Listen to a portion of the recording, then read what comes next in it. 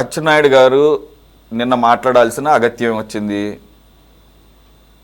ఎప్పుడో జరిగిపోయినటువంటి వైఎస్ఆర్ గారి దుర్మరణం గురించి ఇప్పుడు మళ్ళీ కొత్తగా ప్రపంచానికి ఏమీ తెలియనట్టు, ఈయనకొక్కడే చూసినట్టు విన్నట్టు దాన్ని కెలకాల్సినటువంటి పరిస్థితి ఎందుకు వచ్చింది అని నా ఫస్ట్ అనిపించింది నాకు. తర్వాత కొద్దిగా నేను స్టడీ చేశాను. అదేంటనేది ఇప్పుడు మనం విజువల్ ఎఫెక్ట్తో విత్ ప్రూఫ్స్తో మాట్లాడుకుందాం. అయితే ఇద్దరు కూడా ఉత్తరాంధ్రకు సంబంధించినటువంటి నాయకులే. బొత్స సత్యనారాయణ గారు ఏవైతే అచ్చెన్నాయుడు గారు నిన్న ఆ రకంగా అప్పట్లో అన్న వ్యాఖ్యలు చేశారో అప్పుడు బొత్స సత్యనారాయణ గారు వైసీపీలో లేరు, కాంగ్రెస్ నాయకుడిగా ఉన్నాడు. సరే, ఉన్నప్పుడు చేసిన వ్యాఖ్యలు అబద్ధమైపోతాయంటే కావు, రికార్డులు అలాగుంటాయి. ఆ విషయం బొత్స సత్యనారాయణ గారికి కూడా తెలుసు. మరి అందు గురించే స్పెసిఫిక్గా ఆయన ప్రెస్ మీట్ పెట్టినట్టున్నాడు. కారణం ఏదైనా కానీ ఆయన ఈ మధ్య కాలంలోనే కొంత అస్వస్థతకు గురయ్యారు, హార్ట్ రిలేటెడ్ దానికి.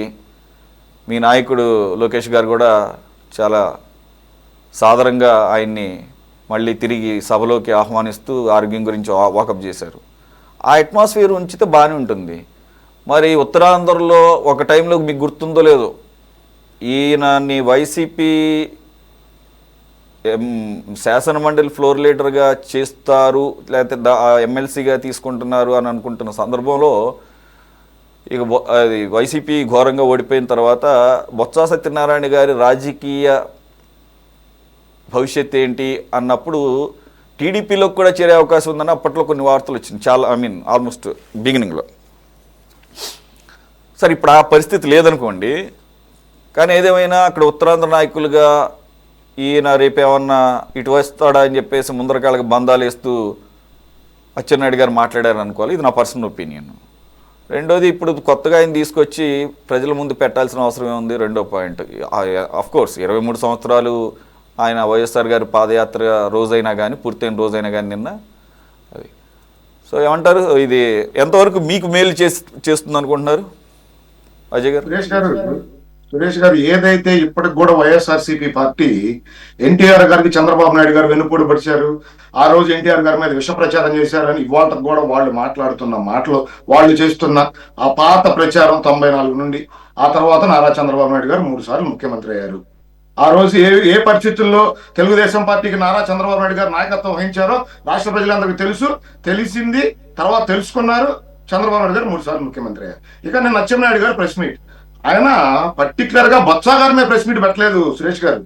జగన్మోహన్ రెడ్డి గారి పనితీరు, ఈ రోజు జగన్మోహన్ రెడ్డి గారు చేస్తున్న అధికారం పోయిన తర్వాత కూడా ఆయన విధ్వంసకర విధానాల మీద మాట్లాడుతూ, రాజశేఖర రెడ్డి గారి మరణం, వివేకానంద రెడ్డి గారి హత్య, అదే విధంగా కోడికత్తి కేసు, గులకరాయి, చెల్లిని తల్లిని తరిమేసి ఈ రోజు మళ్ళీ నాటకాలాడి దాని మీద సింపతి పొంది, ఈ విధంగా జగన్మోహన్ రెడ్డి గారు ఏదైతే ఆయన చేసిన పనులు ఆయన చేస్తూ మళ్ళీ ఆయనకే సింపతి కోసం ఆయన ఏ విధంగా విష ప్రచారాలు చేస్తాడు, జగన్మోహన్ రెడ్డి గారు దేనికైనా తెగిస్తాడని చెప్పుతున్న క్రమంలో ఆ రోజు బొత్స సత్యనారాయణ గారు జగన్మోహన్ రెడ్డి గారి గురించి ఈ విధంగా మాట్లాడాడు.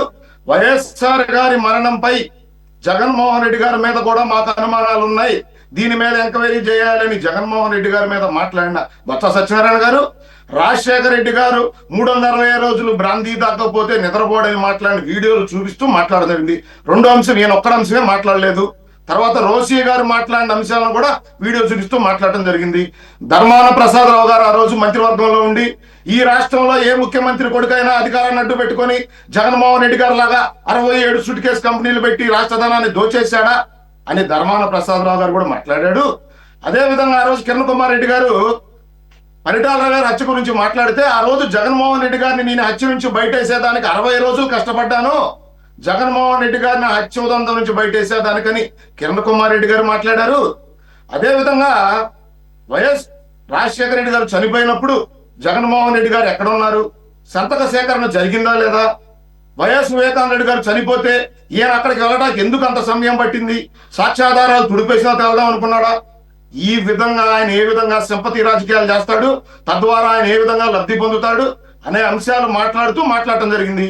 ఈ అంశాలు లేవనెత్తినప్పుడు గతంలో పరిటాల రవి గారు హత్య కేసులో ఉన్న సాక్షులు ఏ విధంగా అదృశ్యమయ్యారు, వివేకానంద రెడ్డి గారు హత్య కేసులో ఉన్నోళ్ళు సాక్షులు ఏ విధంగా అదృశ్యం అవుతా ఉన్నారు, అదే విధంగా కోడికత్తి కేసులో గులకరాయి కేసులో వాళ్ళు ఏ విధంగా శిక్ష అనుభవించారని ఇవన్నీ గుర్తు చేసుకొని బొత్స గారికి భయం వేసినట్టుంది.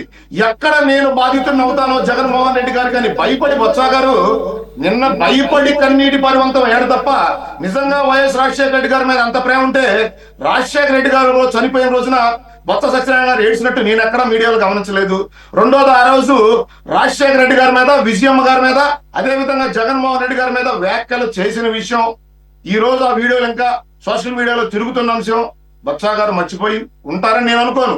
ఈ రోజు జగన్మోహన్ రెడ్డి గారి నుంచి ఎక్కడ ఆపద పొంచి ఉందో అని భయపడి ఈ విధంగా కనీసం నేను బాధపడినట్టు నడిస్తే నన్ను వదిలేస్తాడేమో అని ధైర్యంతో ఆయన ఈ అంశాలు నిన్న ప్రెస్ మీట్ పెట్టి ఆయన నాటకాన్ని ప్రదర్శించారు తప్ప 23 ఏళ్ల తర్వాత రాజశేఖర రెడ్డి గారి మీద అంత గౌరవం ఉంటే రాజశేఖర రెడ్డి గారి కూతురు, రాజశేఖర రెడ్డి గారి భార్య మీద సోషల్ మీడియాలో జరుగుతున్న జుగుప్సాకరమైన ప్రచారాల మీద, లేదా రాజశేఖర రెడ్డి గారి కూతురు రాజశేఖర విజయమ్మ గారి మీద వాళ్ళు ఏదైనా జగన్మోహన్ రెడ్డి గారికి వ్యతిరేకంగా మాట్లాడితే మీడియా ముందుకు వచ్చి వైఎస్ఆర్సీపీ నాయకులు ఏ విధంగా షర్మిల గారి గురించి, విజయమ్మ గారి గురించి వర్స్ట్ గా మాట్లాడుతూ ఉన్నారో వాళ్ళపైన మాట్లాడని బొత్స సత్యనారాయణ గారు ఈ రోజు మీడియా ముందుకు వచ్చారంటే క్లియర్ గా అర్థమవుతా ఉంది ఏ విధంగా జగన్మోహన్ రెడ్డి గారి మనస్తత్వం ఉంటుంది.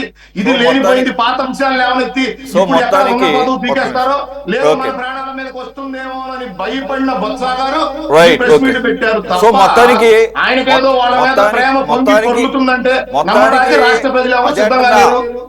మొత్తానికి ఇక మేమంతా తవ్వుకుంటూనే ఉంటాము, మా పార్టీ విధానాలన్నీ ఇట్లాగే ఏడుస్తాయి, వాళ్ళు తవ్వుతున్నారు కాబట్టి మేము తవ్వుతున్నాము అని ప్రజలకి 1-4 సార్లు అన్ని గుర్తు చేస్తూ ఏంటి మేమే అంశాలు తొమ్మిది రాజకీయ లబ్ధి పొందటానికి మేము ఇప్పుడు అపోజిషన్ లో లేవు, మేము అధికారంలో ఉన్నాం, ఇంకొక 3 సంవత్సరాలు అధికారంలో ఉంటాం.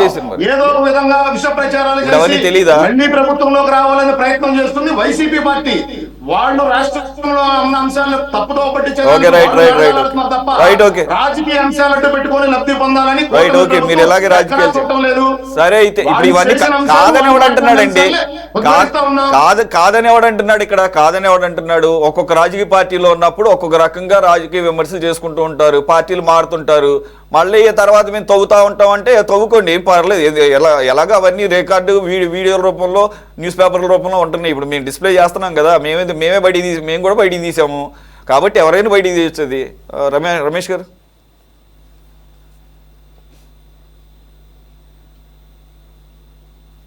సార్ మళ్ళీ మీది మ్యూట్లో ఉన్నట్టుంది చూడండి ఒకసారి. రమేష్